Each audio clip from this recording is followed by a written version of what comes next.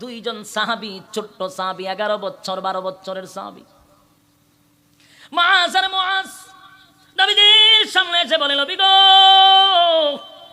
যুদ্ধের ময়দানে যাবেন, আমাদেরকেও লইয়া যান। নবীজি মাপ দিলেন, একজন যুদ্ধের ময়দানের জন্য টিকছে, বাকি জন টিকে নাই। ইতিহাস আপনারা জানেন, দুই বাইরে কুস্তি করাইছে, কুস্তি করাইয়া শেষে দুজনই গেছে। লম্বা কাহিনী, সংক্ষেপে বলি, দুইটা বাচ্চাকে লইয়া যুদ্ধের ময়দানে গেছে। এবার যুদ্ধ শুরু হয়ে গেল, কিন্তু ওই যে 11 বছর আর 12 বছরের দুই ভাই মুআজ আর মুআজ, দুই ভাই, এদের ছোট মানুষ কিন্তু নজর অনেক উপরে। মানুষ দুইটা ছোট, নজর কোথায়? এদের টার্গেট হলো আল্লাহ নবী যুদ্ধের ময়দানে যাওয়ার আগে সাহাবীদেরকে বলছে, কে পারবি রে আবু জাহিল্লার মাথাটা আমার কাছে নিয়ে আসবি। চিন্তা করেন কত কষ্ট পাইলে নবী কথা বলে। কারণ এই আবু জাহেল 13টা বছর আল্লাহর পয়গম্বরকে কি পরিমাণ নির্যাতন করছে। নবীজি একবার বদদুয়া দিছিল, অভিশাপ দিছিল। কোন সময় জানেন? আল্লাহর পয়গম্বর সেজদায় গেছে, মক্কায় সেজদায় গেছে। আবু জাহিল্লা নবীজি সেজদা যাওয়ার পরে উটের নারী বুড়ি আমার নবীর উপরে রাইখা দিছে। মুসলমান, কথা কি শুনতেছেন? উটের নারী বুড়ি ভুরুলি নবীর শরীরে রাইখা দিছে। নবী সেজদার থেকে মাথা উঠাইতে পারে না। সেদিন ফাতেমা নবীর কলিজার টুকরা মেয়ে ছোট ছিল রে, দৌড়াইয়া নবীর শরীর থেকে নারী বুড়ি টেনে টেনে লামাচ্ছিল না, চোখের পানি দিয়া বুক বাসায় কাঁদতেছিল। আর চিৎকার দিয়ে বলে, মক্কার মানুষ, আমার বাবা কি অপরাধ করলো রে? এমন ভাবে আমার বাবারে তোরা মারলি, এমন ভাবে আমার বাবা নামাজে গেছে, সেখানেও নারী বুড়ি রেখে দিলি।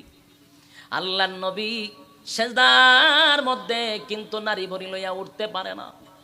নবীজি সালাম ফিরাইলেন, সালাম ফিরাইয়া দেখে আবু জাহিল্লা সহ উতবা উতাইবা সহ নবীজির এই হালত দেখে তারা টিটকারি মস্কারি করতেছে। সেদিন নবী অভিশাপ দিছে, আল্লাহ তুমি তাদেরকে উপযুক্ত শাস্তির ব্যবস্থা করে দিও। তারা আমি নামাজে দাঁড়াইছি, আমার নামাজটা পড়তে দিল না। নবীজি তাদের জন্য অভিশাপ দিছিল, আল্লাহ এরে তুমি ধ্বংস কইরো, এরে ধ্বংস কইরো, এরে ধ্বংস কইরো। ঠিক বদরের যুদ্ধে যাওয়ার সময় নবী বুক ভরা বেদনা লইয়া বলছিল, কে পারবি রে আবু জাহিল্লার মাথাটা আমার কাছে দিবি।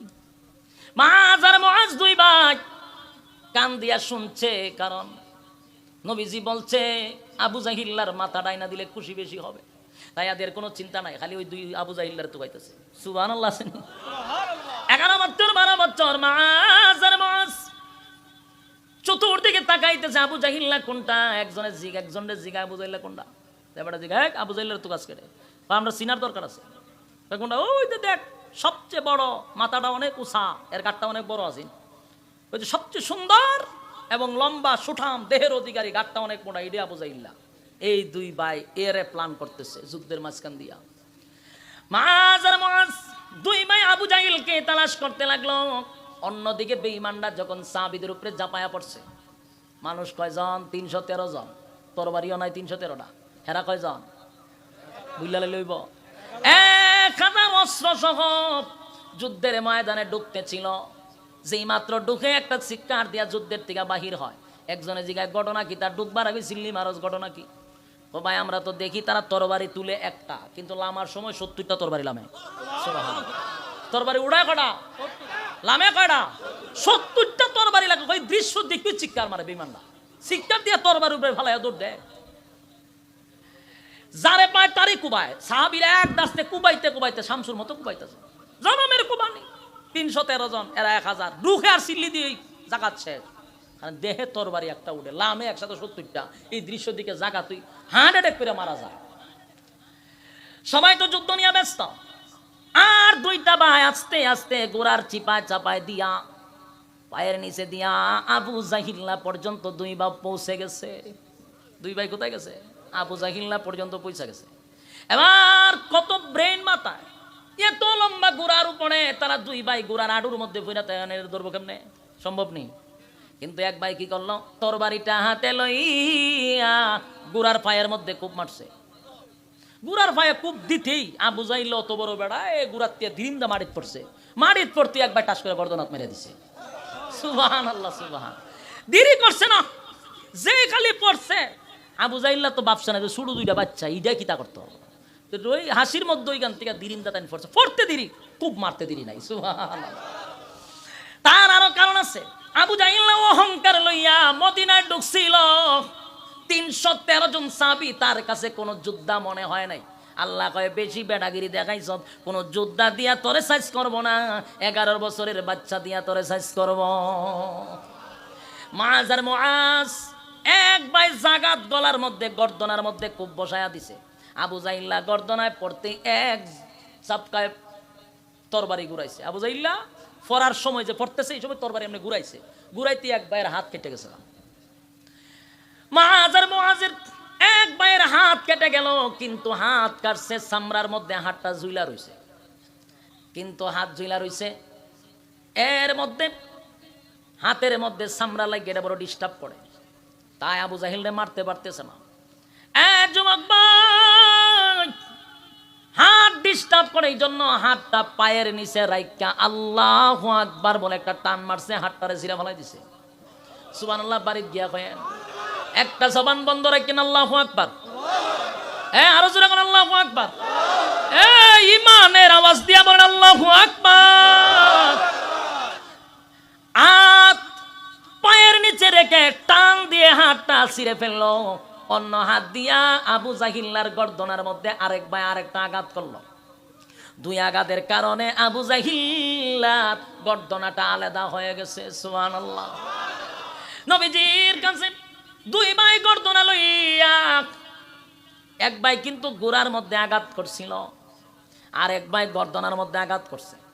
এবার দুই ভাই দাবি হইল যে আমি আবু জাহিল্লা মারছি, এখন আমি মারছি, দুনো ভাই লাগছে ঝগড়া, আমি মারছি। এবার আবু জাহিল্লার মাথা লইয়া গেছে রাসূলের কাছে, হুজুর আমরা দুই ভাই, এক আমি মারছি, এখন আমি মারছি। রাসূল বললেন ঠিক আছে, সবচেয়ে বেশি খুশি হইছি, সবচেয়ে বড় গাদ্দার, যার নেতৃত্বে মক্কায় 13 বছর নির্যাতন সহ্য করছে, এমন বড় একজন গাদ্দারের মাথায় না দিছে। বলুন রাসূল কতটুকু খুশি। তার মধ্যে যাদেরকে যুদ্ধের ময়দানে নেওয়ার কথা না, এই বাচ্চারাই যথেষ্ট। সুবহানাল্লাহ। এখন দুই ভাই লাগছে ঝগড়া, আমি মারছি, আমি মারছি। রাসূল দুজনের তরবারি দাও। এখন রাসূল দুইজনের তরবারির মধ্যে, একটার মধ্যে গুড়ার রক্ত আর একটার মধ্যে আবু জাহিল্লার রক্ত। রাসূল বলবে যে তুমি জবাই করছো আর তুমি জবাই করো নাই, এই মতে জিবরাইল আইছে, আয়া হুজুর এই কথা বললেন না, বলেন তোমরা দুজনই মারছো। সুবহানাল্লাহ। আল্লাহর পয়গম্বর জিবরাইলের কাছ থেকে শুনলেন যে দুজনই মারছি, সিদ্ধান্ত দিয়া দেন। এবার আল্লাহর নবী বলেন তোমরা দুই ভাই মারছো আবু জাহেলকে, তবে তোমরা একজন জান্নাতে যাইবা আর একজন আরো পরে যাইবা। সুবহানাল্লাহ। এর ইঙ্গিত হলো একজন শাহাদাত বরণ করবে। যার হাত কেটে গেল, যুদ্ধ করতে গিয়ে ছোট বাচ্চা শাহাদাত বরণ করছে। বদরের যুদ্ধে আল্লাহ 313 জন দিয়া সব বেঈমানগুলিরে কুচি কাটা করছে। সম্মানিত সুধী, মোনাজাত পর্যন্ত আসুন না আপনারা, এটা কি মুখ দা কইছো না বাস্তবায়নও করবেন? কালা কালা মোনাজাত পর্যন্ত আছেন, হাত তুলেন দেখে লই। এর ভিত্তি কিন্তু অনেকেই তুলে নাই, ঘটনা তো খারাপ, লক্ষণ খারাপ। এরা চিন্তা করতে হুজুরে চোখ মুজ্জা বয়ান করবো 2 ঘন্টা পর্যন্ত, এরপরে দেখবো সায়াদম কেউ নাই, এমনটা বেশি বিরক্ত লাগে। তোমরা কিন্তু হাত তুলেন, একেবারে অন্তর থেকে তুলেন যে মোনাজাত পর্যন্ত আছেন। ওয়াদা করেন মোনাজাত পর্যন্ত আসেনিও, আতলামাই। আচ্ছা, এখানে একটা কথা আছে, এখানে হুজুরও আছে, বলুন তো ওয়াদা বর খেলাপ করলে তারে কি বলা হয়? এখন যদি চাচা কেউ উড়েন, আমি শুধু বইলা দিব যে মুনাফিক যায়, আপনারা মিছিল শুরু করবেন যে মুনাফিক যায়, মুনাফিক যায়। রাজি আছেননি? ইজ্জত থাকবো নি?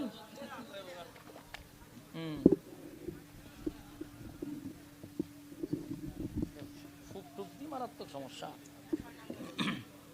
মোনাজাত পর্যন্ত নিয়ত করছেন, এখন উঠতে গেলে মুনাফিক হয়ে বাড়ির যাইবেন, শেষ, সব শেষ। এমন বিপদ ফালাইছি আপনারা চাইলে উঠতেন না। আর যদিও যাওয়ান লাগে তাহলে আপনি দেখা যাবেন 1 অথবা 2।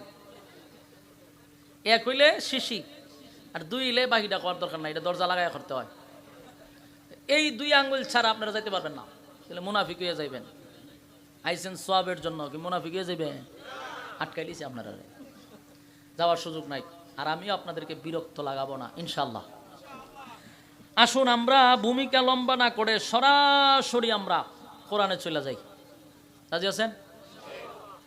গভীর রাত পর্যন্ত বসে রয়েছেন গিচ্ছা শুনবার লিগিয়া, কাল্পনিক গল্প শুনবার লিগিয়া। হ্যাঁ, কাল্পনিক গল্প বলার জন্য আমার হবিগঞ্জ থেকে আনেন নাই, আপনারাও আরামের ঘুম হারাম করে বসেন নাই। কথা হবে কোরআন থেকে। বলুন কথা হবে কোথা থেকে? ইনশাআল্লাহ। আমি আপনাদের সামনে সূরা ফাতাহ থেকে কয়েকখানা আয়াতে কারিমা তেলাওয়াত করছি। এই সূরাটা নাজিল হয়েছে মদিনায়, তাই এটা মাদানী সূরা। কোনো কোনো জায়গায় বলা হয়েছে এটা মাক্কি সূরা, কোনো জায়গায় বলা হয়েছে মাদানী সূরা, তবে এটা মদিনার দ্বার প্রান্তে নাজিল হয়েছে, এই জন্য এটা মাদানী সূরা। সূরা ফাতাহ নাজিল হওয়ার একটা বিশাল প্রেক্ষাপট আছে, অবস্থান আছে, যেটাকে তাফসীরের ভাষায় বলা হয় শানে নজুল। কেন নাজিল হইল, কোন কারণে নাজিল হইল, তার প্রেক্ষাপট কি, তার অবস্থান কি, কিসের ভিত্তিতে নাজিল হইল, এটা আগে জানলে সামনের আলোচনা শুনতে সুবিধা হবে। শুনতে রাজি আছেননি? তাহলে আশেপাশে কথা কইেন না, এরে কথা কইেন না, কথা কইেন না, আপনারা কথা কইবেন, আমিও কমতে হইল কেমনে। আর কথা কইবার মন চাইলে আইন স্টেজে আইন, 5 মিনিট আপনারা দেওয়া হইব, নাহলে কথা কইেন না। বলুন নাজিল হওয়ার কারণ আছে, কারণটাকে বলা হয় শানে নজুল। শানে নজুল আপনারা বুঝতেন না, যারা পাবলিক বুঝে নেবেন যে প্রেক্ষাপট, অবস্থান, কোন পরিপ্রেক্ষিতে নাজিল হয়েছে, এই অবস্থানটাকেই শানে নজুল বলা হয়। সূরা ফাতাহের প্রথম যে আয়াত, এটা হলো মুহাম্মাদুর রাসূলুল্লাহ সাল্লাল্লাহু আলাইহি ওয়াসাল্লাম। এখানে সাল্লাল্লাহু আলাইহি ওয়াসাল্লাম আয়াত, মুহাম্মাদুর রাসূলুল্লাহ ওয়াল্লাযীনা মাআহু আশিদ্দাউ আলাল কুফার। এই সূরার এই আয়াতটা প্রথম নাজিল হয়েছে। এই সূরার এই মুহাম্মাদুর রাসূলুল্লাহ এই আয়াতটা নাজিল হয়েছে প্রথম। এরপরে শুরু হয়েছে প্রথম থেকে ইন্না ফাতাহনা লাকা ফাতহাম মুবিনা, এটা হচ্ছে পরে, এর আগে হলো মুহাম্মাদুর রাসূলুল্লাহ। এখন প্রশ্ন হলো নাজিল হইল কেন? নাজিল হয়েছে সাহাবায়ে কেরামদেরকে সান্ত্বনা দেওয়ার জন্য, রাসূলকে সান্ত্বনা দেওয়ার জন্য। তাহলে সান্ত্বনা কেন দিল? নিশ্চয়ই এর আগে অশান্তিতে আছে। সান্ত্বনা মানুষকে কেন দেয়? এর আগে কষ্টে ছিল, এই আয়াতগুলি শোনাইয়া সান্ত্বনা দিছে। কষ্টটা কি, এটার একটা লম্বা ঘটনা আছে, আপনাদের সামনে উপস্থাপন করব। আল্লাহ তৌফিক দান করুক, আমিন। এই সূরা ফাতাহ নাজিল হয়েছে রাসূলকে সান্ত্বনা দেওয়ার জন্য, সাহাবায়ে কেরামদেরকে সান্ত্বনা দেওয়ার জন্য। রাসূল সাল্লাল্লাহু আলাইহি সাল্লামের জীবনীটা হলো 63 বছর। কত বছর? শুনেন, মনোযোগ দিয়ে শুনেন আল্লাহর রাস্তে। গিচ্ছা কাহিনী লম্বা সময় যদি বয়ান করলে কেউ মনোযোগ না দিলেও সমস্যা নাই, কিন্তু আমরা যখন কোরআন থেকে কথা শুনবেন, মনোযোগ না দিলে তো আপনি পিছনে বুঝতেন না, আর আমিও বইলা মজাও পাইতাম না। বুঝতেইব বিষয়টা, একটু মনোযোগ দিয়ে শুনবেন। রাসূলের পুরা হায়াত পেয়েছেন 63 বছর। এই 63 বছরটা 3 ভাগে ভাগ হয়েছে, 40, 13, 10। 40, 13, 10 কত হয়? 63। 3টা অধ্যায় আছে। ক্বাবলান নবুয়ত 40, মাক্কি জিন্দেগি 13, মাদানী জিন্দেগি 10, 63। মক্কার যে জিন্দেগি 53 বছর, এই 53 বছরের ভিতরে 40 বছর ছিল নীরব, দাওয়াত নাই, ওয়াজ নাই, নসিহত নাই, শত্রুও নাই। যতদিন ওয়াজ নাই ততদিন কি নাই? শত্রু নাই। ওয়াজ আছে যেখানে, শত্রু আছে সেখানে, কথা হয় না? 40 বছর ওয়াজ করলো না রাসূল, অপবাদও শুনলো না, জেল খাটলো না, মাইর খাইলো না। 40 বছর পরে ওয়াজ শুরু করছে তো মাইর খাইছে, জেল খাটছে। ওয়াজ যারাই করে এরা কিন্তু স্বাধীনভাবে ঘুরতে পারে না। আজও অনেক ওয়াজকারীরা খাসার ভিতরে বন্দী আছে। অপরাধ কি? ওয়াজ করে। এক বেচারা ময়না পাখিরে জিজ্ঞাসা করছে, রে ময়না পাখি, তোরা খাসার ভিতরে বন্দি করে রাখছে কেন? তো ময়না পাখিরে জিজ্ঞাসা, তুই যে খাসার ভিতরে বন্দি, তোর সাথী সঙ্গীরা গাছের ডালে ডালে ঘুরায়, আর তুই এটার ভিতরে বন্দি করে? হয় আমি কথা বলতে পারি। ময়না পাখি কি করতে পারে? কথা বলতে পারি, এই জন্য খাসার ভিতরে বন্দি। আর যারা ডালে ডালে ঘুরে এরা কথা বলতে পারে না। আজকেও যারা কথা বলতে পারতো তারা ছায়ের দেওয়ালের ভিতরে আছে। এটা চিরবাস্তবতা। রাসূল 40 বছর কথা বলে নাই, একটা শত্রুও নাই। যেই কথা বলতে লাগলো, গোটা মক্কার মানুষ ওনার বিরুদ্ধে লেগে গেল। খালি লাগছে না মারছেও? রক্তাক্ত করছে। যেই শরীরে একটা মশা বসে নাই, মাছি বসে নাই, এই শরীরে পাথরের আঘাত ছিল। একটাই কারণ, ওয়াজ নসিহত করার কারণ। 40 বছর তো গেল নীরব, আর 13 বছর শুধু নির্যাতন। নির্যাতন কারে কয়? নির্যাতনের স্টিম রুলার চাপায়া দিছে। যারে যেখানে পায় সেখানে মারে, যেখানে পায় সেখানে মারে। অপরাধ লা ইলাহা ইল্লাল্লাহ। এই দাওয়াতের কারণে যারে যেখানে পায় সেখানেই মারে। মারতে মারতে স্টিম রুলার চাপায়া দিছে।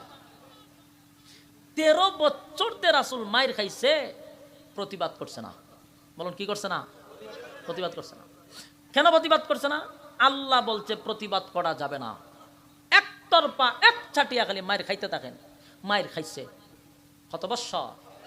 13 বছর। চারটিখানি কথা না, 13 বছর একা দ্বারা যারে পাইছে তারে মারছে, এক ছাটিয়া তারা মায়ের দর করছে, একটা প্রতিবাদও করে নাই। 13 বছর পরে আল্লাহ অর্ডার দিল যে এখন আপনি হিজরত করে মক্কা থেকে মদিনায় চলে যান। আল্লাহর হুকুমে হিজরত করে মদিনায় গেছে। মদিনায় যাইয়া সেখানে অবস্থান নিছে। মদিনায় যাওয়ার পরে সর্বোচ্চ 1 বছর সাহাবায়ে কেরামদেরকে নিয়ে সেখানে অবস্থান করছে। এর ভিতরে আবু জাহিল্লা আবার সিদ্ধান্ত নিছে মদিনায় গিয়া রাসূলের উপরে হামলা করবে। বলুন 13 বছর মারছিনি, কোন প্রতিবাদ করছে? এখন দেশ ছাড়ল, বিটাবাড়ি ছাড়ল, সব সাইরা দিল। সাইরা দিয়া গেল গা মদিনায়। সেখানে 1 বছর থাকতে পারলো না, এরা আবার সিদ্ধান্ত নিয়েছে ওখানে গিয়ে হামলা করবে। আবু জাহেলের নেতৃত্বে 1000 বাহিনী, সেনাবাহিনী, অস্ত্র সহ ট্রেনিং প্রাপ্ত 1000 বাহিনী নিয়ে মদিনায় গিয়া রাসূলের উপরে হামলা করবে এমন ঘোষণা। এই খবর রাসূলের কানে গেছে। আল্লাহর রাসূল মর্মাহত হয়ে গেছে, মন ভেঙে গেছে। মন ভাঙারই কথা। 13টা বছর যেই পরিমাণ সাহাবায়ে কেরামদেরকে মারছে, 1 বছরে তাদের শরীরের গায়ে এখনো শুকায় নাই, মাইরের আঘাত এখনো শুকায় নাই। এখানে কেডা কথা কয় দূরে লই 3-4 জনে ঠেঙ্গো ধরেন, আতো ফাও ধরেন, দূরে লই পড়েন। আইন এখানে হোতায় তন দেখছিনি খারবারটা, আমাদের ওয়াজ চলে, আমাদের এর কথা চলে না। ইতা করেন যেত না, ইতা করেন যেত না। মনোযোগ দিন, আপনারা মনোযোগ দিতা শুননি। কাল্পনিক গল্প কইতাছি না, কিন্তু মনোযোগ দিয়ে শুনলেন। এখন শুনেন, রাসূলের কানে গেছে যে 1000 অস্ত্র সহ ট্রেনিং প্রাপ্ত সেনাবাহিনী আসতেছে আমাদের উপরে হামলা করার জন্য। বলুন কষ্ট লাগার কথা নেই? আমি তো 13 বছর মার খাইলাম, নিজের ভিটা বাড়ি ছাড়লাম, আমার সাহাবীদের ধন সম্পদ ছাইরা দিয়া, বাড়িঘর ছাইরা দিয়া, আমরা মায়ের খাইয়া জখম লইয়া মদিনায় আশ্রয় নিছি। এটাও তাদের সহ্য হইতেছে না, আমাদেরকে কেন মারতে আইতেছে? কষ্ট লাগার কথা। রাসূল মর্মাহত হয়েছে, ব্যথায় ব্যথিত হয়ে গেছে। কেন ব্যথায় ব্যথিত? সাহাবীদের চেহারার দিকে তাকাইতেছে, দিকে রাসূল চোখে পানি ছাড়তেছে। যাহারে আমার সাহাবীদের শরীরে এখনো মাইরের দাগ শেষ হইছে না, এদের শরীরে এখনো আঘাতের চিহ্ন। আবার যদি মারতো আসে, মাত্র কয়েকজন সাহাবী। আচ্ছা, আপনারা যে গলার মধ্যে এতগুলা সাইনবোর্ড লাগাইলেন, আপনারা দায়িত্বটা কি তখন চান? ভলান্টিয়ার মানে কি? আপনারা দায়িত্ব হলো চতুর্দিকে ঘুরন, কথা বলে টাইনা স্টেজ লই ফিরন।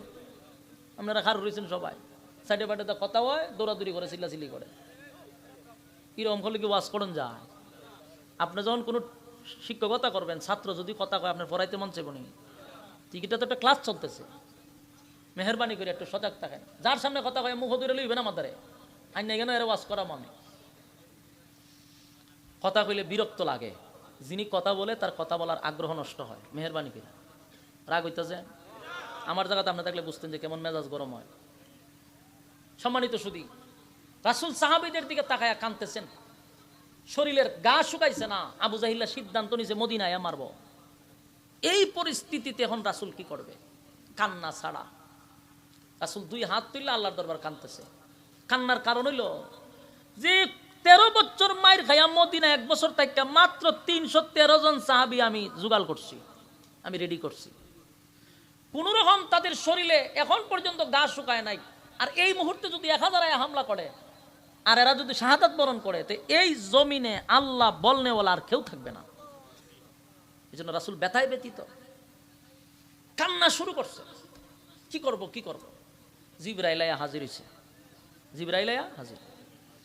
আল্লাহ তখন রাসূলকে বলেন, ওগো নবীজি 40টা বছর চুপ ছিলেন আমি আল্লাহর অর্ডারে, 13 বছর মাইর খাইছেন আমি আল্লাহর অর্ডারে, মক্কা থেকে হিজরত করে মদিনায় আসছেন আমি আল্লাহর অর্ডারে, আমি আল্লাহ অর্ডার দিচ্ছি, এখন ফাঁকরি আর মাথাত না, এখন মাজায় বাঁধেন। কইবান তো মাজায় বাঁধে কি তা করে সুমা দেয়? ফাঁকরি সব সময় মাথাত নয়, এখন মাজায় বাঁধেন, কারণ তারা গায়ে ভাড়া দিয়া ঝগড়া করতে চায়। ইসলামে খালি মায়ের খাওয়ান না, মাঝে মাঝে দেওয়ান, আমরা দেওয়ান বুঝলা লাইছি, আমরা খালি মায়ের খাই, আমরা খালি তসবি একটা আতর সুবহানাল্লাহ সুবহানাল্লাহ সুবহানাল্লাহ সুবহানাল্লাহ সুবহানাল্লাহ এইটাতেই আমরা আছি। সুবহানাল্লাহ দিন যাইতো না, সুবহানাল্লাহর ভাষাভাষী ফাঁকরি মাথাত বান্ধন না, সব সময় খমর বাইন্দা লাও, কথা কয় না, খমর বাইন্দা কুবা শামসুর মতো কুবানি, কথা কয় না দি, খালি কি মায়ের খাওয়ান না মায়ের দেওয়ান? এই সূরা নাজিল হইছে, এখন শুনেন, মায়ের খালি দেওয়ান না, খাওয়ান না, দেওয়ানো। আমি বলতেছি এটা কোরআনের কথা, আল্লাহ রাসূলকে সান্ত্বনা দিতেছে, আপনি মন ঘাবড়াবেন না, চোখের পানি ছাড়বেন না। 13 বছর মায়ের খাইছেন আমি আল্লাহর অর্ডারে, একবারও আপনাকে বলি নাই প্রতিবাদ করার জন্য। আজকে আমি আল্লাহ বলতেছি, মাথার পাগড়ি মাজায় বাঁধেন, যেটারে ধরবেন ইচ্ছা মতে কোবাইবেন, কথা বলো, খালি মায়ের খাইবেন না, মায়ের দিবেন। শোনেন, আমরা মুসলমান ছিলাম সিংহের জাতি, এখন আমরা শিয়ালের চেহারা খারাপ হয়েছি। কেন? আমাদের ইতিহাস আমরা ভুলে গেছি, আমরা ইতিহাস আমরা জানি না, এই জন্য সমস্যা। আর যত নরম ততই সমস্যা, কথা হয় না? কলেজ ভার্সিটিতে পিস্তল রাখে ছাত্ররা, টিচাররে বাইরিয়া দাঁত পাঠায় দেয়, এদেরকে জঙ্গি বলে না। উলামায়ে কেরাম মসজিদের মিম্বরে কথা বলে আর মানুষকে হকের পক্ষে ডাকে, তাদের মতো ভদ্র আর নম্র পৃথিবীতে কেউ নাই, এদেরকে জঙ্গি বলে। এখন বলুন মূল ঘটনাটা কি? ঘটনাটা হলো আমরা নরম। এটার আরেকটা এক্সাম্পল দিলে সহজে বুঝবেন। আপনারা এই যে মজলিসও বসছেন, মনে করেন একটা দামি মজলিসও বসছেন, হঠাৎ কইরা আপনার বাতাস আইছে, বুঝছেন নি কোন বাতাস? এটা বেশি বালা বাতাস না, এটা দূষিত বায়ু। এই বাতাস আয়া পড়ছে, এখন কি করতো? এখন যদি মজলিস বাতাস ছাড়েতে মান সম্মানের ব্যাপার সেবার না, এখন করতো কি? তা ছায়া দেখে ছোট্ট একটা বাচ্চা ভাষা বই রয়েছে, তখন হ্যাঁ চিন্তা করলো যে এটা ইউজ করতে, তখন দিছে বাতাস ছাইরা, বাইরে চিনি দুর্গন্ধ, তখন হ্যাঁ কি করছে, যে বাতাস ছাড়ছে ছোট বাচ্চাটার হামলা করছো কিতা, মারছে কারে? ছোট বাচ্চারে তাপ্পর মারছে, হ্যাঁ খাম করছো কিতা, এটা করছো তো ঠিক হয়েছে নি, বন্ধ বন্ধ দিছে কে?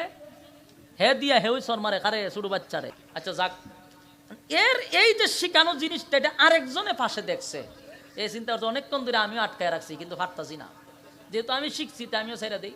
হেও দিছে বাতাস সাইরা, সাইরা ওই আগেরটার শিখানো হেও আয়াসের এই বাচ্চারি সর মারছে, আবার মারছত নি। এমন এই বাচ্চা ওইটা আমার দুইজনে, আপনিও মারেন হেও মারেন, ঘটনা কিতা? বাতাসকে আমি ছাড়ছিনি।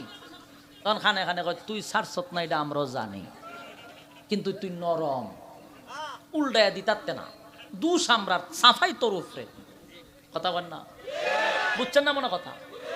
দুষ করছে সে, কিন্তু অপরাধ চাপাইতো যে মাসুম বাচ্চার উপরে, এখানে এত দুর্বল, কথা হয় না? এই জন্য হুজুররা টুপি মাথার দিচ্ছেন, দাড়ি পড়ছেন, অসুবিধা নাই, গত নরম হইয়েন না। বাংলা কইতাছি না ইংলিশ কইতাছি?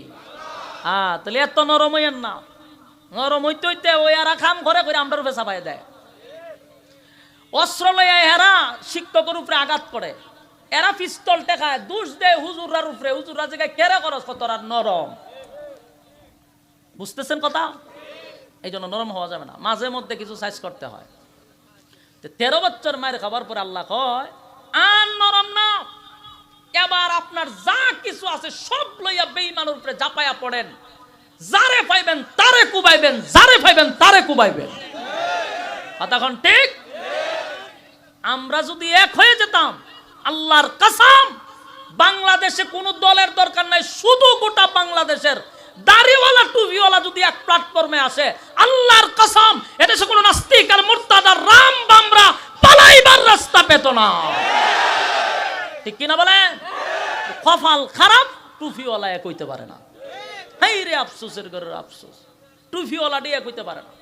10 জন এক কানুলি একটা সংগঠন করে লায়, ফন্ডোজেন একটা হয়েছে ও একটা সংগঠন দিয়ে ব্যানার টাটকায় তোরা আমি এই সংগঠনের ওমা জায়গায় জায়গায় দোকান লইয়া বইছে সংগঠনের অভাব নাই কেরে রে সব সংগঠন ভাঙ্গি একটা ডোস না কেটে না কয় এর টুফি উষা এর সাথে আমি নাই এর টুফি নেশা হের লগে নাই এর টুফি সুক্কা হের লগে নাই হের ফাঁস করলি আমি নাই হের লাম্বা টুফি আমি নাই ওমা তুই টুফির মধ্যে ইসলাম তো বাস কেটে যে যারা একটা লাগাইছে তো মাথা তো লাগাইতে দে এটা ওক উষা ওক নেশা ওক সুক্কা টুফি তো লাগাইছে না টুফি কেন সুক্কা হইলো এর লেগে আসার থাকতো না তো এই দেশ আবার ইসলাম কায়েম হইতো আগে তো আমরা ঠিক হওয়া দরকার কথা না টুফিওয়ালা ঠিক হওয়া দরকার উচিত কথায় কিন্তু বাত নাই তা আল্লাহ হয় হুজুর মন গাবরায়েন না 13 বছর মায়ের খাইছেন আমার অর্ডারে 40 বছর চুপ থাকছেন আমার অর্ডারে এখন আমি অর্ডার দিছি যা আছে তালু এলামেন কিন্তু রাসুল খালি কান্দে আপনি তো কইছেন ঠিক আছে আমার সাহাবীদের শরীরের এখনো গা শুকাইছে না আমার অস্ত্র নাই যুদ্ধের পোশাক নাই খাবার নাই ফেডে আমি কি যুদ্ধ করব কাঁদতেছে কান্না শুরু করছে 2 হাত তুলছে তুললা কাঁদতেছে তা হাত দিয়ে তুলছে হাদিস আসছে রাসূল এইভাবে তুলছিল পরে এইভাবে গেছে গা মানে উপরুজু হাত তুললা কাঁদতেছে যুবক ভাই খলিফাতুল মুসলিমিন হযরত আবু বকর রাসূলের সামনে আইসা দাঁড়াইছে দাঁড়ায় কয় হাবিব কান্দেন না আমার দিলে সাক্ষী দেয় আপনার মালিক আপনাকে একা ছেড়ে দিবে না একা ছেড়ে দিবে না আপনি কান্দেন না গো নবী আপনার আল্লাহ আপনাকে একা ছেড়ে দিবে না আবু বকর পয়গম্বরকে সান্ত্বনা দিল পয়গম্বর সাহাবীদেরকে লইয়া একটা পরামর্শ বসলো সাহাবীরা রে মক্কাতুল মুকাররমা 13টা বছর তোমরা মাইর খাইছো ইসলামের জন্য দিনের জন্য দিন প্রতিষ্ঠার জন্য শরীরের তাজা রক্ত তোমরা ঝরাইছো আমি তোমাদেরকে নিয়ে এখন যুদ্ধের ময়দানে নামবো এমনটা আমি তোমাদের সামনে বলতে পারি না আমার বিবেকে বাধা দেয় কিন্তু সাহাবীরা রে আমার আল্লাহর অর্ডার হলো যা কিছু আছে তা লইয়া মাঠে নামতে তোমরা কি আমার সঙ্গে প্রস্তুত যুবক ভাই বিশেষ করে আশিকে রাসূলদেরকে উদ্দেশ্য করে আমি কথাগুলি বলতে চাই নবীরে কত লোক ভালোবাসতো নবীর জন্য কত মায়া ছিল ডাক দিয়া বলে নবী গো শরীরে গোস্ত থাকুক বা না থাকুক পোশাক থাকুক বা না থাকুক তরবারি থাকুক বা না থাকুক আপনি নবী বলছেন আল্লাহর হুকুম হইছে পিছনে কি আছে কি নাই দেখার টাইম নাই আমরা আপনার সামনে আছি আপনার পিছনে আছি আমরা ডাইনে আছি বামে আছি জীবন দিব আপনার শরীরে একটা তীর লাগতে দিব না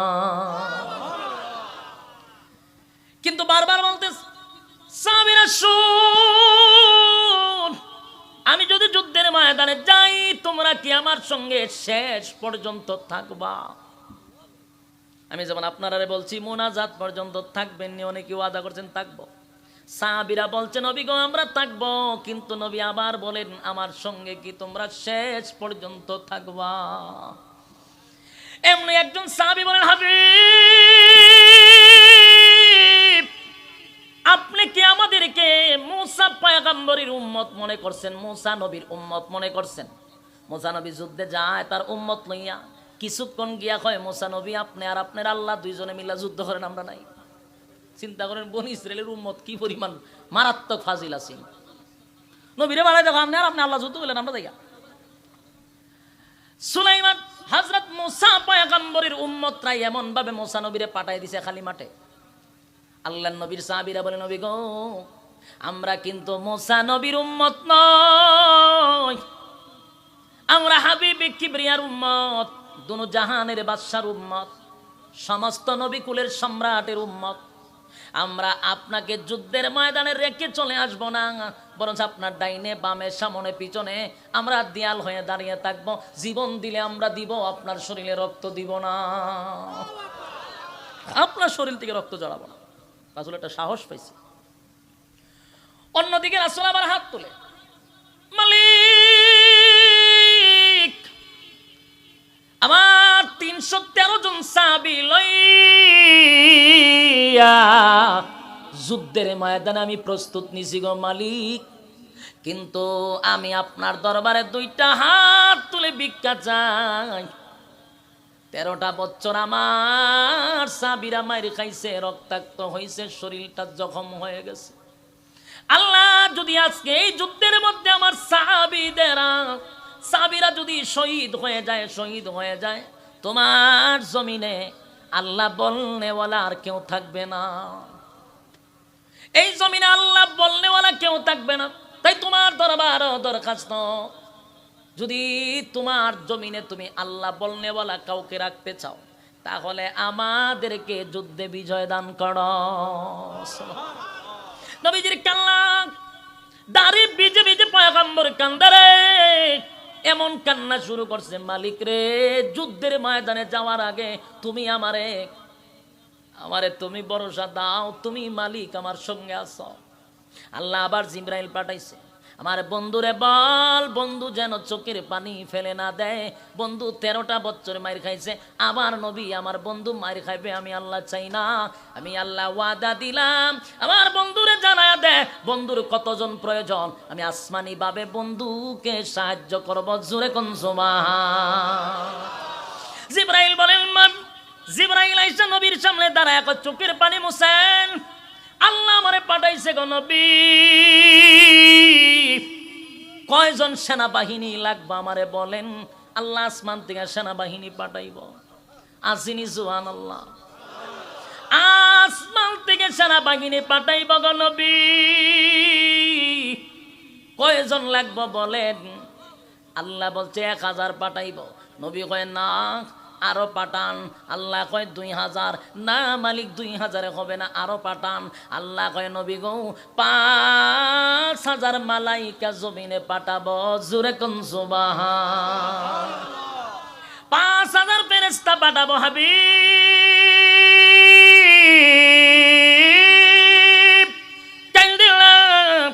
5000 ফেরেশতা আপনার জন্য পাঠাবো গো নবী।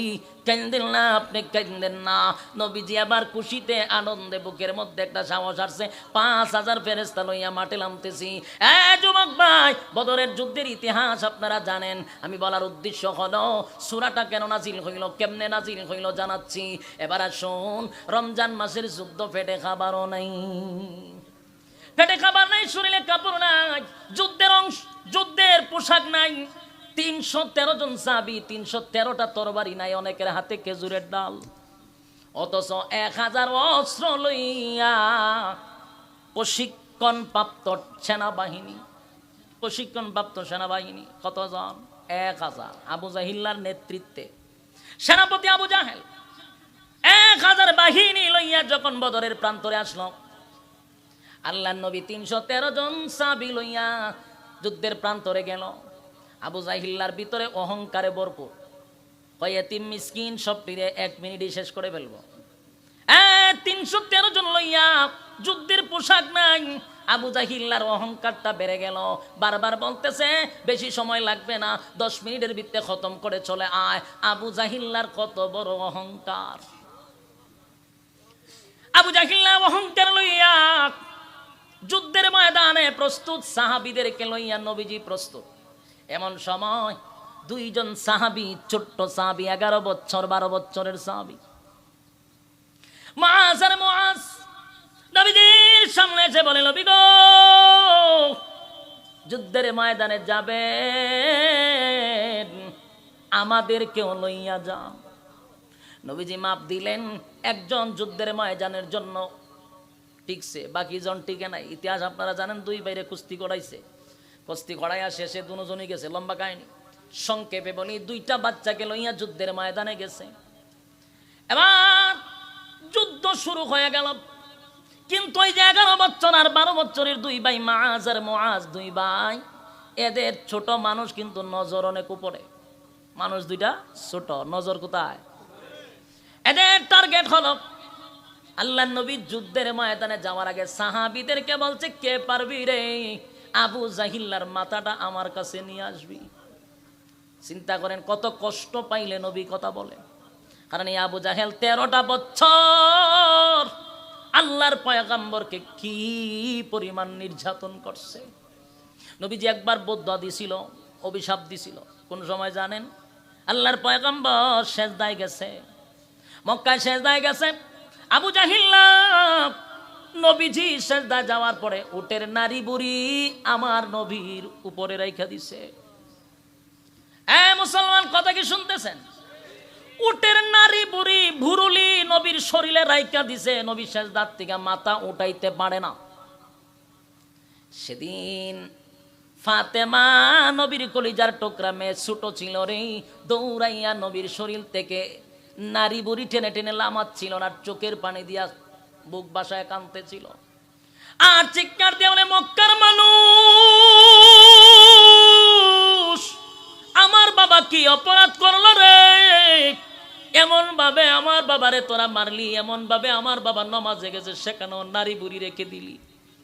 আল্লাহর নবী সেজদার মধ্যে কিন্তু নারী বুড়ি লইয়া উঠতে পারে না। নবীজি সালাম ফিরাইলেন, সালাম ফিরাইয়া দেখে আবু জাহিল্লা সহ উতবা উতাইবা সহ নবীজির এই হালত দেখে তারা টিটকারি মস্কারি করতেছে।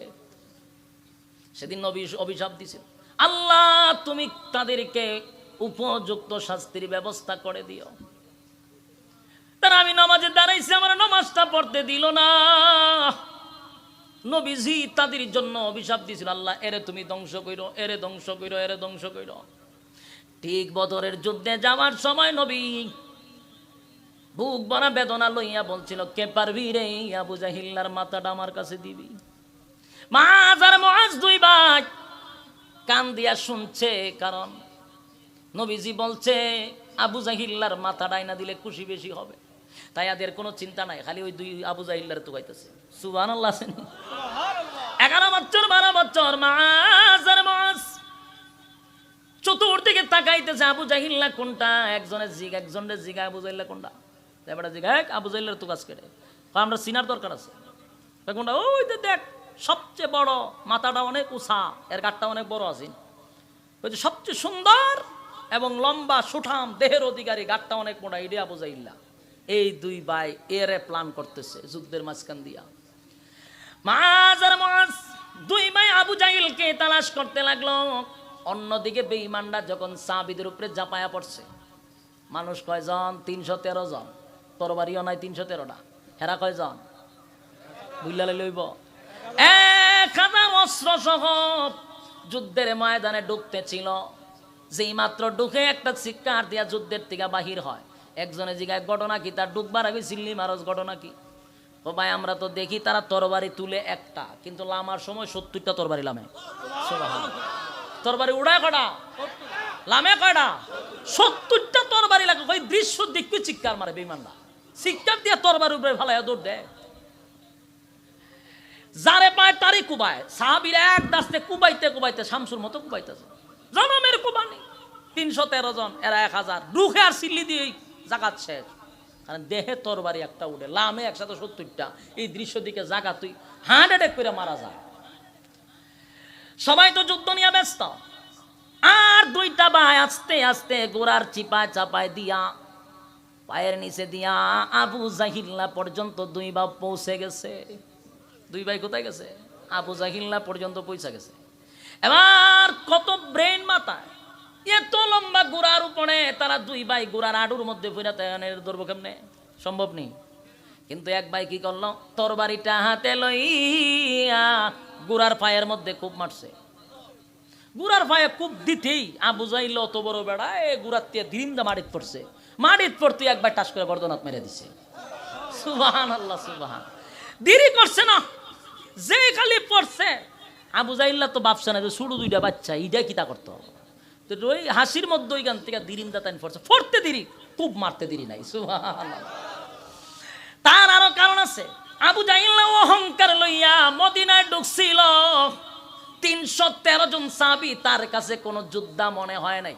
আল্লাহ কয় বেশি বেড়াগিরি দেখাইছ, কোনো যোদ্ধা দিয়া তোরে সাইজ করব না, 11 বছরের বাচ্চা দিয়া তোরে সাইজ করব।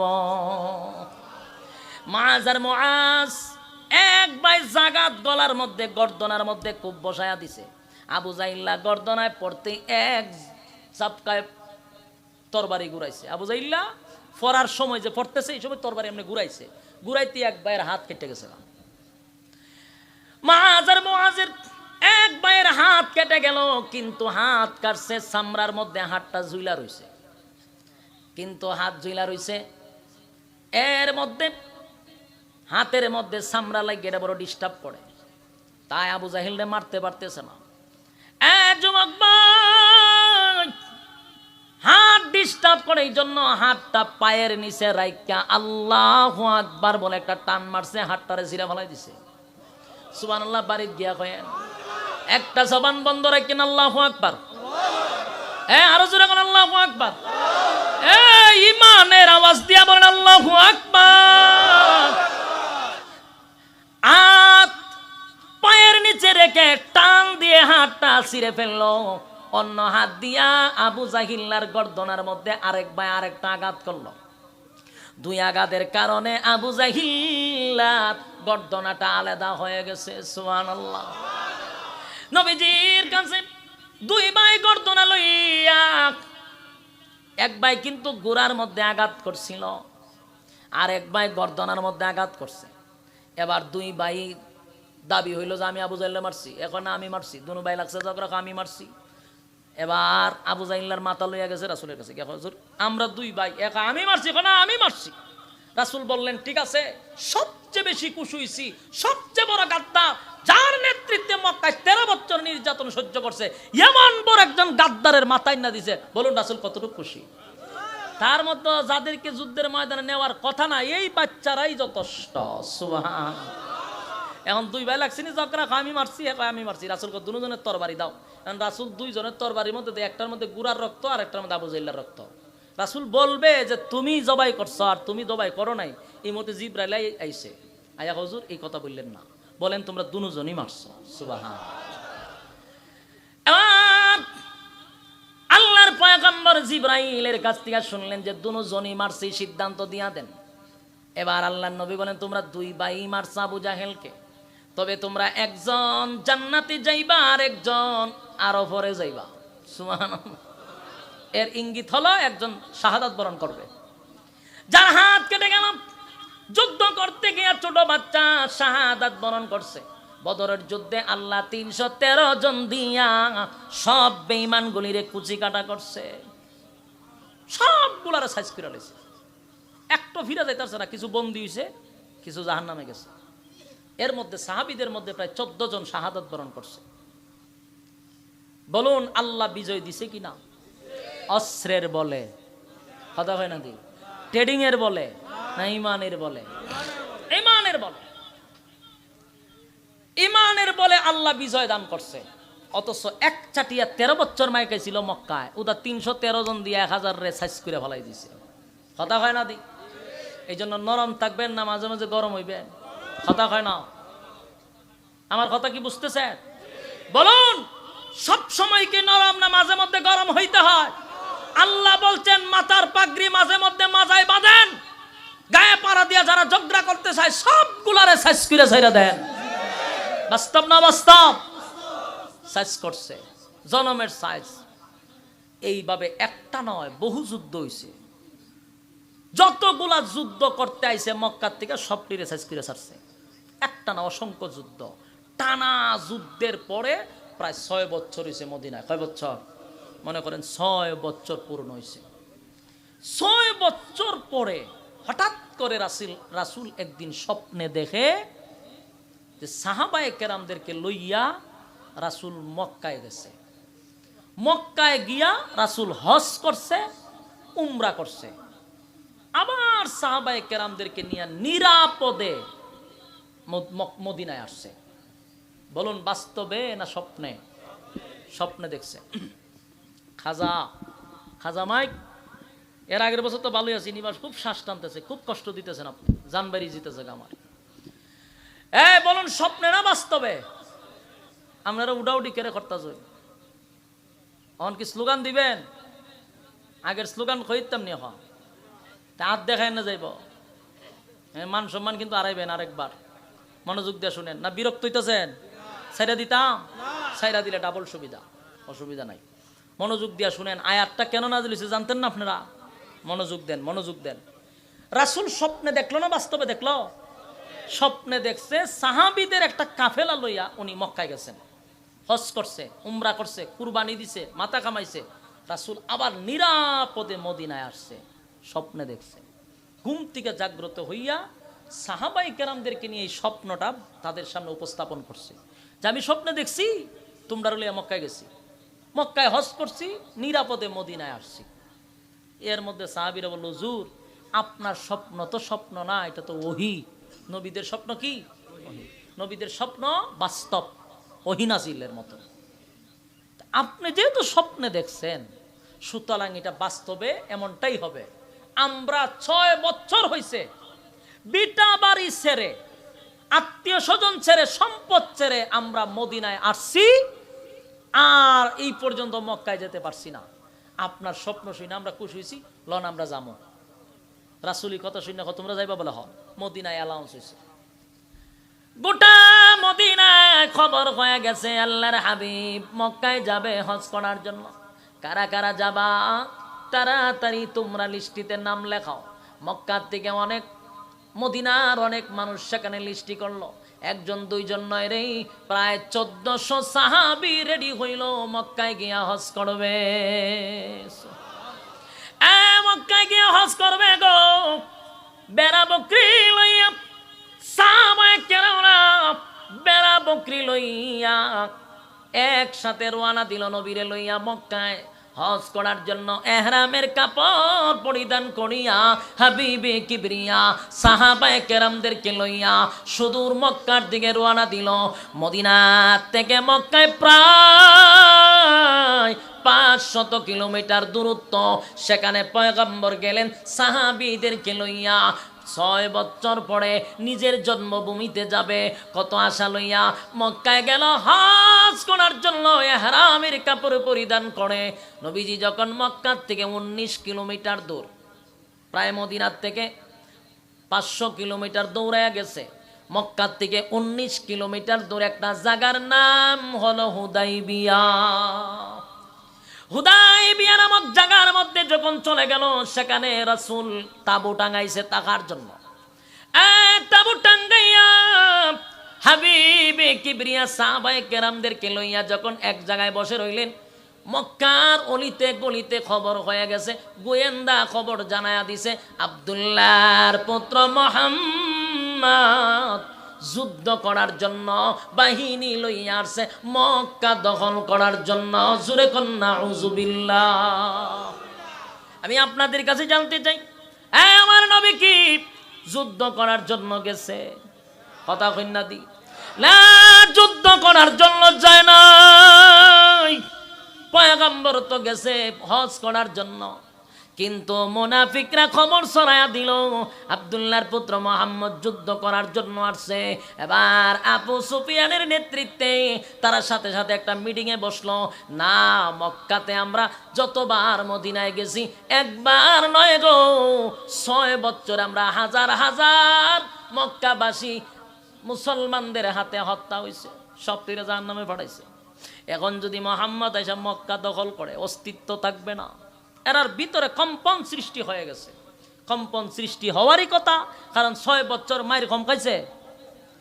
কথা দিয়ে কই না আপনারা? আপনারা কি আসলে বিরক্ত লাগতেছে? বিরক্ত লাগতেছে আমার, কারণ এই মাইকটা আমার শ্বাস টানতেছে, জান বাড়ি যেতেছে আমার। তা আপনারা যদি বিরক্ত না লাগে তবে কাহানা কই না কেড়ে, আর বেশি যেমন টানতাম না ছেড়ে দিমু। এখানে ওয়াজ করতেছি না, পুরা মাটি খাটতেছি, এমন কষ্ট হইতেছে আমার। কথা শুনেন, রাসূল কি গেছে মূলত যুদ্ধ করত না হজ করতে গেছে? এরা খবর কি রটাইছে? আব্দুল্লাহর পুত্র মুহাম্মদ মদিনার থেকে এসে মক্কা দখল করত। চিন্তা করেন মুনাফিক কত খারাপ। মক্কায় সাথে সাথে মিটিং বসছে, কারণ এর আগে শুধু মাইর খাই আইছে। ভিতরে আতঙ্ক আছে না নাই? আতঙ্ক আছে। যেমন ইসরায়েল এখন ভয় পাইতেছে ইরান যদি আবার হামলা করে, আতঙ্ক আছে না নাই? কথা হয় না? ইসরায়েল যখন ফিলিস্তিনের উপরে হামলা করছে, ভাবছে একজন একটা দেশ, এখন দেখে ইরানও হুমকি দিছে, দৈরালাম নেপালন থেকে অলরেডি সেনাবাহিনী পাঠাইয়া দিছে, ঠিক কিনা? এখন এরার কিন্তু অবস্থা জাগাত নাই, ভিতরে আতঙ্ক আছে না নাই? কারণ ইরান যদি ধরে, আমেরিকারও ক্ষমতা নাই, ইরান এত পাওয়ারফুল। ইসরায়েলের কিন্তু অবস্থা খারাপ। ঠিক মক্কার মানুষ চিন্তা করলো 6 বার গেছি 6 বারই মার খাইছি, এখন যদি আমরা মক্কা দখল করে কিছু করার থাকবে না, তবে জীবনের শেষ রক্তবিন্দু দিয়ে হলো মুহাম্মদকে মক্কায় ঢুকতে দিব না, নাউজুবিল্লাহ। এখন এরা করলো কি, কয়েকটা কাজ কর, এরা কতজন লোক আইছে আমরা আগে অ্যানালাইজ করা দরকার। যদি লোক বেশি হয় আমরা লোক বেশি লইয়া যুদ্ধ করতে হইব। এখন আগে তো জানতে হইব কতজন আইছে। আবু সুফিয়ানের নেতৃত্বে 2 জন গোয়েন্দা পাঠাইছে, রাত্রের বেলা লুগাইয়া তোরা দেখবি কতজন লোক আইছে। এখন 2 গোয়েন্দা গেছে, আর আল্লাহর কি কুদরত, রাসূলকে আগেই ইশারা দিয়া দিছে। রাসূল হঠাৎ করে সাহাবীদেরকে বলে, তোমরা একটা কাজ করো, ফাঁক করো, রাত্রের খাবার তৈরি করো। জি, রাত্রের ফাঁক খাবার করো, সুলা নিম্নে 100টা বানাইবা। কয়টা? আমার কথা কোন কয়টা? 1500 মানুষ খাইতে কয়টা সুলা লাগে? 100 লাগে? কয়টা লাগে? ওই এবারটা কইতেছে 8-10টা। আমি 2 সুলা দিয়ে 2000 মানুষ খাওয়াইতাম, সম্ভব নেই তো। অনেকে 10-12টা কইতাছে। মূলত চুলা 2 থেকে 3টে হইলে এনাফ। রাসূল কয়টা কইছে? 100 খানেক বানাও। সাহাবায়ে কেরাম বিবসায় রইছে, ওমা 1500 মানুষ 100 বানাইতাম কা, এটা কিভাবে সম্ভব? আর এক সাহাবী কয়, রাসূল কইছে, কথা কইছে, যা তাড়াতাড়ি যা। 100 চুলা বানাইছে। তো জিগাও যদি 100 চুলা কিতা করতাম, রান্না করবা? তে 100 চুলা তুই ফাতিলা বইছে, আগুন ধরাইছে। আগুন যখন ধরাইছে, 2 গোয়েন্দা আইছে, রাত্রে মানুষ দেখতো। এরা গিয়ে দেখালে আগুন আর আগুন দেখা যায়। কি তার এত আগুন কা?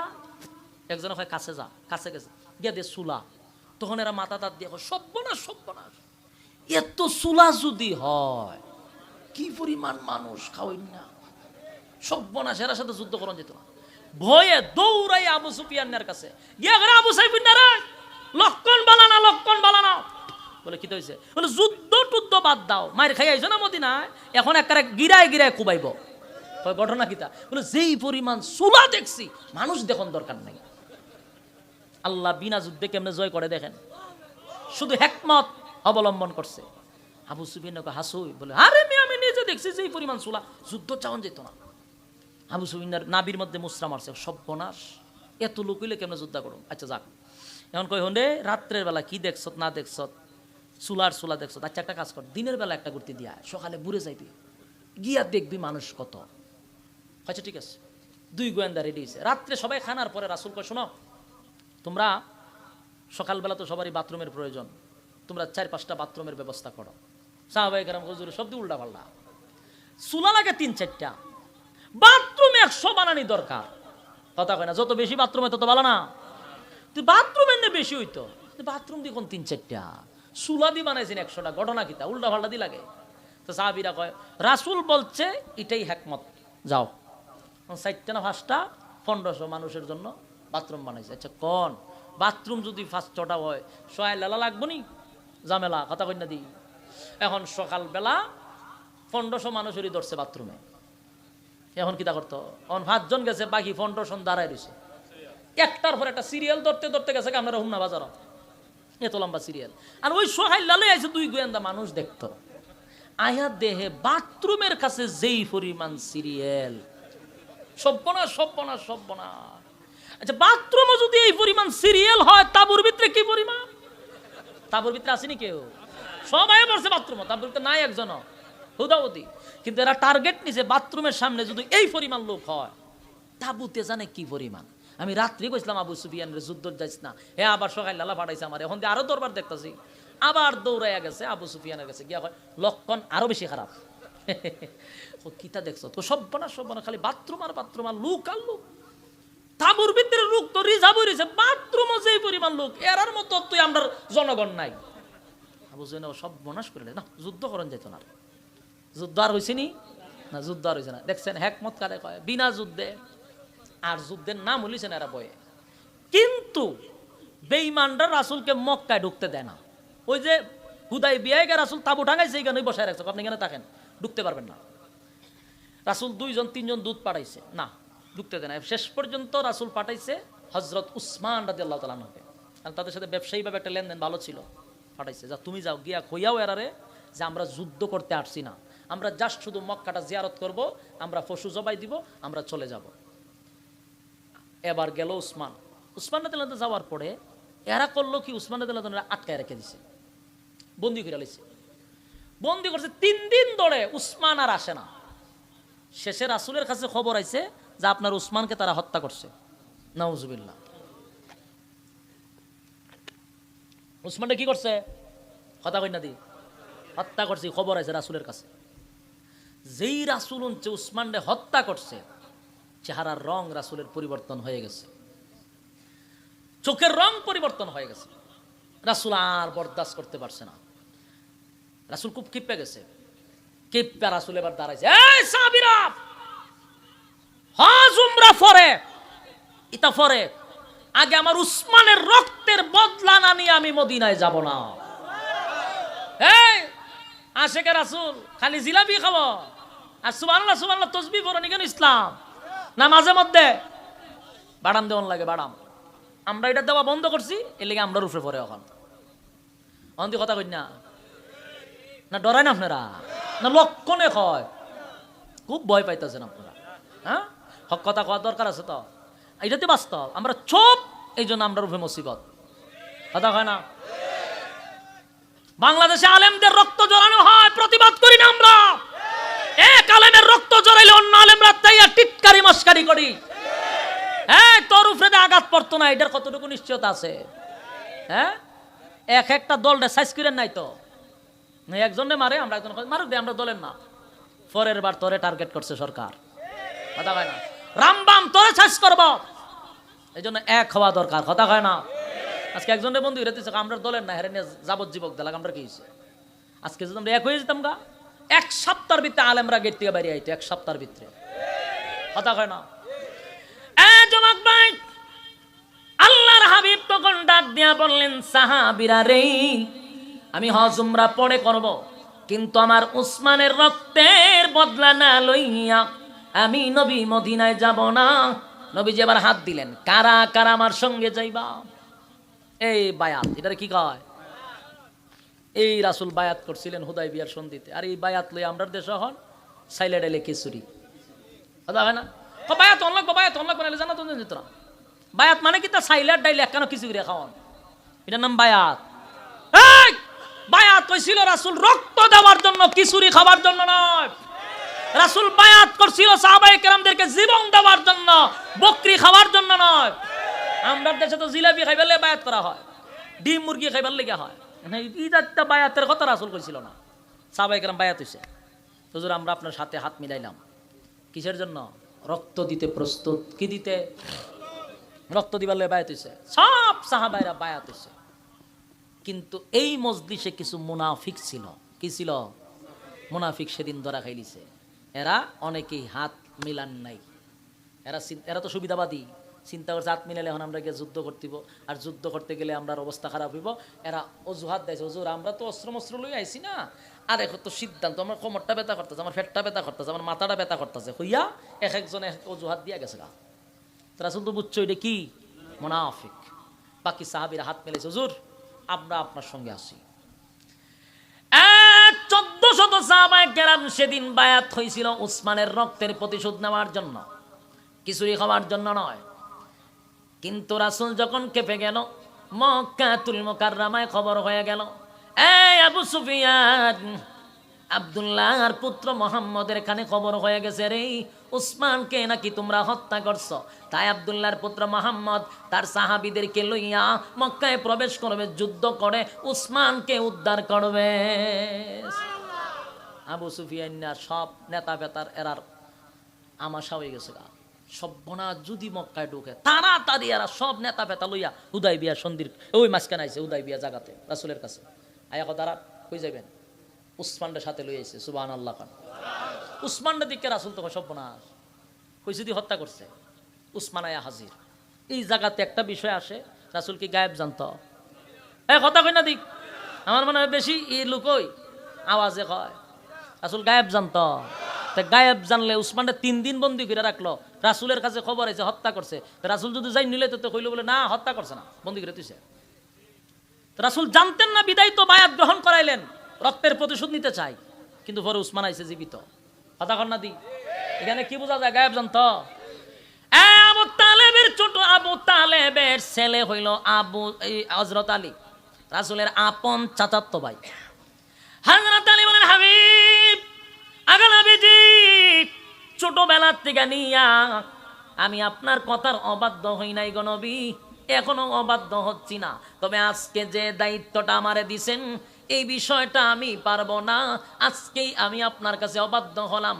কারণ আমার এই সাহস নাই আমার কলম দিয়া মুহাম্মাদুর রাসূলুল্লাহ শব্দটা কেটে দিব, আমি আলীর দ্বারা সম্ভব না গো নবী। সুতরাং এই দায়িত্ব পালন করতে আমি ব্যর্থ। হযরত আলীর কলম কাঁপা শুরু করছে, থইয়া দিছে, আমি পারতাম না। হযরত উমরের চোখ এমন লাল হইছে সহ্যের বাইরে, ডাক দিয়া বলতেছে, হুজুর কিসের চুক্তি তাদের সঙ্গে, কিসের চুক্তি আবার তাদের সঙ্গে? অর্ডার দেন সবগুলির গর্দান উড়াইয়া দেই, ঠিক কিনা বলেন? খালি অর্ডার দেন সবগুলার গর্দান উড়াইয়া দিব। যাদের সঙ্গে চুক্তি হয় না সবগুলি অপমানজনক চুক্তি হচ্ছে। হযরত উমর রে থামাইবার লাগে রাসূল বলতে, থামো থামো, ধৈর্য ধরো ধৈর্য ধরো। চিত্ত না থামাইতেছে। উমরের ধৈর্য কম। ইসলামের ব্যাপারে সবচেয়ে বেশি কঠোর ছিলেন হযরত ওমর। আসাদ্দুহুম ফি আমরিল্লাহি ওমর, খুব কঠোর ছিল। এরপরে দেখে আলী তো লেখে না। এখন রাসূল কয়, উমর আমি কি 10 বছরের নবী, আমি কি 10 বছরের রাসূল? না, কাগজে ওই লোকে 10 বছরের চুক্তি। এই 10 বছরের চুক্তির মধ্যে রাসূল থাকলেই কি না থাকলেই কি, আমি তো 10 বছরের রাসূল না, মেনে নিলাম। কিন্তু সাহাবায়ে কেরাম এটা মেনে নিতে পারতেছে না। বলুন মাইনা নিতে পারবেন? আমাদের সামনে আমাদের রাসূলের নাম কাটতে দিব, এটা মানা যায় না। কিন্তু শেষ পর্যন্ত রাসূল কলম নিয়ে বলেন, কোন জায়গায় রাসূল বলো? বলে এই জায়গায় রাসূল। রাসূল কেটে দিয়েছেন রাসূল নিজেই। সুবহানাল্লাহ। রাসূলের এই আচরণে নাম দিয়ে রাসূল কেটে দিছে। 1400 সাহাবীদের কলিজাটা ফেটে খান খান হয়ে গেছে, চোখ দিয়া পানি পড়া শুরু হয়েছে যে এত বড় অসম্মান আমার সামনে দাঁড়ায়া আমার নবীর নাম কাটতে দেয়। যুবক ভাই, এখানে শেষ নয়। আল্লাহর পয়গম্বর তখন বেতায় ব্যতীত হইয়া সাহাবায়ে কেরামদেরকে বললেন, পশুগুলা আনছো মদিনার থেকে, পশুগুলা এখানে জবাই করো। পশুগুলা এখানে জবাই করিয়া রাসূলুল্লাহ মদিনার দিকে রওনা দিবে। কিন্তু উমর এখনো শান্ত হয় নাই, কথা কয় না। উমর নিজের শান্ত করতে পারে না, ধৈর্য ধরতে পারতেছে না, রাগে চোখ লাল হয়ে গেছে, তরতর করে উমর কাঁপতেছে। কোন সাহাবী নবীর উপর দিয়া কথা বলার সাহস নাই রে, কেউ কথা বলতে পারে না। হযরত উমর ডাক দিয়ে বলে, নবী গো, আমি আপনার সামনে কিছু কথা বলতে চাই, আর ধৈর্য ধরতে পারি না। আল্লাহর নবী বলেন, কি বলবা বলো। বলো নবী, আমি জানতে চাই আপনি সত্যি আল্লাহর রাসূল? দেখেন প্রশ্নটা দেখেন কিভাবে করে, আপনি কি সত্যি আল্লাহর রাসূল? রাসূল কয়, হ্যাঁ আমি সত্যি আল্লাহর রাসূল। আমরা যে আপনার উপরে কালেমা পড়ছি, এক আল্লাহর উপর ঈমান আনছি, আমরা কি হকের উপরই আছি? রাসূল বলেন, হ্যাঁ হকের উপরে আছো। যারা আপনার লগে চুক্তি করলো, সন্ধি করলো, তারা কি হকের বাহিরে না? বলে হ্যাঁ। তারা যদি হকের বাহিরে হয়, আমরা যদি হকের পক্ষেই হয়, তাহলে আমি আপনার কাছে জানতে চাই তাদের সাথে কি এর চুক্তি? কি এর চুক্তি? আপনার সত্য নবী, আমরা সত্যের পক্ষে আছি, এরা বাতিল, অর্ডার দেন, অর্ডার দেন খালি। রাসূল কয়, থামাও, কুরবানি দাও, জবাই টবাই যা আছে সব করো। আবার থামাইছে। কতক্ষণ পরে উমর আর শান্তই হয় না, মেজাজ কেমন গরম হয়েছে। উমর রে তুই আর রাসূলের নাম কাটতে দে, মানবেন? আপনারা নে বছরে একবার নবীর প্রেম দেখান, এরা তো বছইরা প্রেমিক না। এই আশেকে রাসূল বছইরা প্রেমিক ছিল, বছরে একবার ফিকাপ লইয়া ডান্স পাকলো ডান্স দিবেন নবীর প্রেমে, আশেকি গিরি দেখাইবেন। এরা কিরম আশেকে রাসূল আছে? হ্যাঁ, আমরা দেশে প্রেম জাগিয়ে ওঠে বছরে একবার। ইরম প্রেমিক ছিল না। হযরত উমর কোনোভাবে শান্ত হইতে পারতেছে না। শেষ পর্যন্ত উমর আবার রাসূলের সামনে গেছে, আমার আরো কথা আছে। রাসূল কি ফাগলারে কেমন সাবলানি, আমার আরো কথা আছে। বলো কি কথা বলবো? হুজুর, আপনি যে স্বপ্নে দেখছিলেন, স্বপ্নটা কি সত্যি ছিল? চিন্তা করেন, এতক্ষণ যা করছে এটা স্বাভাবিক ছিল, কিন্তু এখন যে প্রশ্ন করছে, আপনি কি সত্যি স্বপ্ন দেখছিলেন? বলে হ। কত সত্যি যদি স্বপ্ন দেখতে থাকেন, আপনি স্বপ্নের মধ্যে কি দেখছেন? আমরারে লইয়া আপনি নিরাপদে মক্কায় হজ করলেন, নিরাপদে কুরবানি দিলেন, নিরাপদে আবার মদিনায় গেছেন। তা আপনি সত্য স্বপ্নই যদি দেখতে থাকেন, তা আমরা কি নিরাপদে এখন যাইতেছি মদিনায়? আমরা যদি হজি করতে পারলাম না, আমরা যদি আটকে দিয়েছে হুদাইবিয়াত, তা আপনি কি স্বপ্ন দেখলেন? এই কথাটা বলার তো একটা কলজা লাগা দরকার, কথা কই না দি? রাসূল দেখছে যে উমরে বিতর্কিত ভঙ্গিমায় প্রশ্ন করছে, এখন এই উত্তরটা স্বাভাবিকভাবে দিলে হবে না। রাসূল বলল, উমর তুমি যে আমারে প্রশ্ন করলা আমি সত্যিই স্বপ্ন দেখছি কিনা, আর স্বপ্ন সত্যি যদি দেখে থাকি তাহলে আমরা হজ করতে পারলাম না কেন? তুমি যে আমার এই প্রশ্ন করলা বলো তো দেখি, আমি স্বপ্ন দেখার পরে কি তোমাকে বলছিলাম যে আমার স্বপ্নটা আজকেই বাস্তবায়ন হবে? বলছিলাম না। তাহলে এমন প্রশ্ন আমার করলা কেন? এখন উমর আর কোনো কথা আছে? কথা কই না দি? প্রশ্নে হারল না জিতল? হাইরে গেছে। মনের ব্যথা মনে লইয়া হযরত উমরের অনেক কথা ছিল, কিন্তু প্রশ্নে হেরে যাওয়ার কারণে হযরত উমর একেবারে চুপ হয়ে গেছে, আর কোনো কথা বলতে পারলো না। এই তো 1400 সাহাবীদের কলিজার মধ্যে ব্যথাটা রয়ে গেল রে। মনে বড় আশা ছিল মক্কায় গিয়া জিয়ারত করব, খানা কাবা জিয়ারত করব, পারলাম না। এটাও দুঃখ ছিল না, দুঃখ হলো 1400 সাহাবায়ে কেরামদেরকে দাঁড় করাইয়া কেমনে গো নবীর নাম রাসূলুল্লাহ কেটে দিল। কোন সাহাবী বরদাস্ত করতে পারে না, কথাও বলতে পারে না। তাই বেতা লইয়া সাহাবায়ে কেরামদেরকে লইয়া মক্কার হুদাইবিয়া সন্ধি করে সেখান থেকে মদিনার দিকে রওনা দিল। এক বুক বেতা লইয়া, কলিজা পাটা বেতা লইয়া সাহাবায়ে কেরাম নবীর পিছনে পিছনে 500 কিলোমিটার দৌড়ায়া যাচ্ছে, একজনেরও ভিতরে শান্তি নাই। মনের মধ্যে বড় ব্যথা গো। যেই নবীর জন্য জীবন দিতে প্রস্তুত, যেই নবীর জন্য পিঠা বাড়ি সারলাম, যেই নবীর কালেমার আওয়াজ শুই না জীবন দিয়া দিলাম, আজকে আমার নবীর সামনে রাইকা কেমনে রে বেঈমানের বাচ্চা গুনি রাসূলুল্লাহটা কেটে দিল। আমার নবীর ব্যথায় ব্যথিত হইয়া সাহাবায়ে কেরাম চোখ দিয়া পানি জড়ায়। 1-2 কিলোমিটার নয়, 500 কিলোমিটার পর্যন্ত ব্যথায় ব্যথিত হইয়া কলিজা পাটা বেদনা লইয়া মদিনার দ্বার প্রান্তে চলে আসছে। যুবক ভাই, যেই মাত্র মদিনার দ্বার প্রান্তে আসছে রে, আমার আল্লাহ জিবরাইলকে আমার নবীর সামনে পাঠায়া দিছে। যুবক ভাই, যেই মাত্র মদিনার দ্বার প্রান্তে আসছে, জিবরাইল নবীর সামনে এসে বলে, নবী গো আপনার 1400 সাহাবীদের কলিজাটা ফেটে টুকরা টুকরা হয়ে গেছে, ব্যথায় ব্যথিত হয়ে গেছে গো নবী। আমার আল্লাহ তাদেরকে সান্ত্বনা দেওয়ার জন্য আয়াতে কারিমা নাজিল করে ফেলেছে। আল্লাহ তখন আয়াত নাজিল করছে, সর্বপ্রথম যে আয়াত নাজিল হয় এই আয়াতটা হলো মুহাম্মাদুর রাসূলুল্লাহ। সুবহানাল্লাহ। মুহাম্মাদুর রাসূলুল্লাহ ওয়াল্লাযীনা মা'হু আশিদ্দাউ আলাল কুফফারি রুহামাউ বাইনাহুম তারাহুম রুকআন সুজদা। এই আয়াত নাজিল হয়েছে মদিনার দ্বার প্রান্তে, এই জন্য এটা মাদানী সূরা। কি সূরা?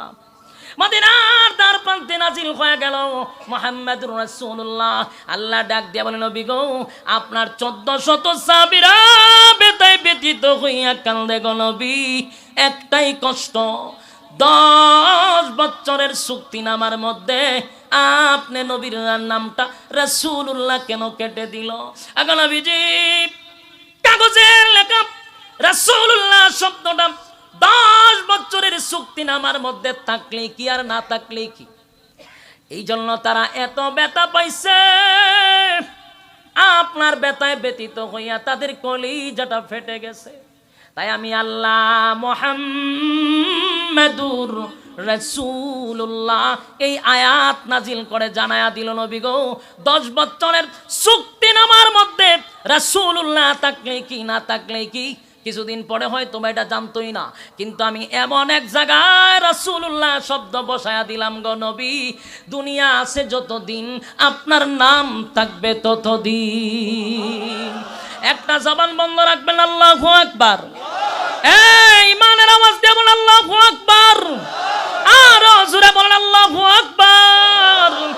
আল্লাহ বলেন হাবিব দুনিয়া থাকবে যতদিন কিয়ামত পর্যন্ত কোরআন থাকবে আমি কোরআনের হেফাজত করব। ইন্না নাহনু নাযালনা যিকরা ওয়া ইন্না লাহু লাহাফিজুন। কিয়ামত পর্যন্ত কোরআনের হেফাজত আমি আল্লাহ করব। ততদিন পর্যন্ত আপনার নাম রাসূলুল্লাহ শব্দ থাকবে। তে 10 বছরের কাগজে নাম না থাকার কারণে যে ব্যথা পাইছে আমি আল্লাহ কিয়ামত পর্যন্ত রাসূলুল্লাহ নামটা বসায়া দিলাম। আপনার সাহাবীদেরকে সান্ত্বনা দিলাম। জোরে কোন সুবহান। আমি আপনাদের কাছে জানতে চাই শুধুই কি রাসূল ব্যথা পাইছে, সাহাবীরা ব্যথা পাইছে না রাসূলও পাইছে? কথা কয় না। সাহাবীরা যেমন মনের ব্যথা লইয়া মক্কা থেকে মন ভাঙা মদিনায় আসছে, আমার নবীর রকম কষ্ট হয় নাই রে। কলিজা টুকরা সাহাবীদেরকে লইয়া মদিনা থেকে মক্কায় গেছে হজ করার জন্য। অপমান হইয়া হজ করতে দিল না, ফিরত আসলো। নবীর কষ্ট আছে না নাই? কথা কই না গেড়ে, নবীজির ভিতরে কষ্ট আছে রে। আমার আল্লাহ কিন্তু সেই কষ্টটা বুঝতে পারছে, তাই আল্লাহ নবীরও সান্ত্বনা দেয়। নবীরে সান্ত্বনা দিতে গিয়া সূরা ফাতাহের প্রথম আয়াত নাজিল করে জানায়া দেয়, ইন্না ফাতাহনা লাকা ফাতহাম মুবিনা লিয়াগফিরা লাকা আল্লাহু মা তাকদ্দামা মিন যামবিকা ওয়া মা তাআখারা ওয়া ইউতিম্মা নি'মাতাহু আলাইকা ওয়া ইয়াহদিয়াকা সিরাতাম মুস্তাকিমা وينصرك الله نصرا عزيزا هو الذي أنزل السكينة في قلوب المؤمنين ليزدادوا إيمانا مع إيمانهم ولله جنود السماوات والأرض وكان الله عليما حكيما। সূরার পাতায়ের প্রথম আয়াতগুলি নাজিল করিয়া বন্ধুরে বন্ধু সান্ত্বনা দেয়, বন্ধু কান্দেন না, মন খারাপ কইরেন না। রাসূলুল্লাহ শব্দটা কিয়ামত পর্যন্ত বসায় দিলাম গো নবী। আর ইন্না ফাতাহনা লাকা ফাতহাম মুবিনা এই আয়াত নাজিল করিয়া আপনি নবীকেও আমি জানায়া দিলাম আজকের সন্ধি ওই বেঈমানের সঙ্গে যে সন্ধি করছেন এই সন্ধির কারণে আপনাকে আমি প্রকাশ্যে বিজয় ঘোষণা করে দিলাম। পরবর্তীতে মক্কা বিজয় এই সন্ধির কারণে হইছে। বলুন কিসের কারণে? মক্কা বিজয়ের একমাত্র কারণ ছিল সন্ধির কারণে। লম্বা ইতিহাস বলতে গেলাম না। পরবর্তীতে মক্কা পুরা এরিয়া নবীর পায়ের তলে এনে দিছে এই সন্ধির কারণে। সুবহানাল্লাহ। অপমান সহ্য করছে, আল্লাহ বিজয় দান করছে। সুবহান। যুবক ভাই, ইসলামের জন্য প্রথম আপনাকে রক্ত দিতে হবে, কথা কয় না? পরবর্তীতে গোটা মক্কা রাসূলের হাতে চলে আসছে, কথা কয় না? রাজত্ব করছে মক্কা মদিনা একমাত্র এই সন্ধির কারণে। সুবহানাল্লাহ। আসেনি? বলুন, ইসলাম জিন্দা করার জন্য সর্বপ্রথম কি লাগে? শরীরের তাজা রক্ত ঢালতে হয়। বদরের যুদ্ধ থেকে রক্ত ঢালা শুরু করছিল, প্রায় 27টা যুদ্ধে রাসূল নিজে নেতৃত্ব দিছে। ইসলাম নামে বৃক্ষের নিচে প্রথম রাসূল নিজে রক্ত দিছে, কথা কয় না? রক্ত দেওয়ার পরে আজকে ইসলাম জিন্দা হয়েছে। এখনো যদি ইসলাম জিন্দা করতে চাও, আল্লাহর কসম ফিলিস্তিনের সাথে সুর মিলিয়ে আবারও যুদ্ধ করে ইসলাম নামক বৃক্ষটাকে জিন্দা করতে হবে, ঠিক কিনা বলে? কারা কারা রাজি আছেন? আব্দুল্লাহ দেখায়া দেন। লিল্লাহে তাকবীর, লিল্লাহে তাকবীর। এই আত্মামাই না তুলে সবাই কি রাজি?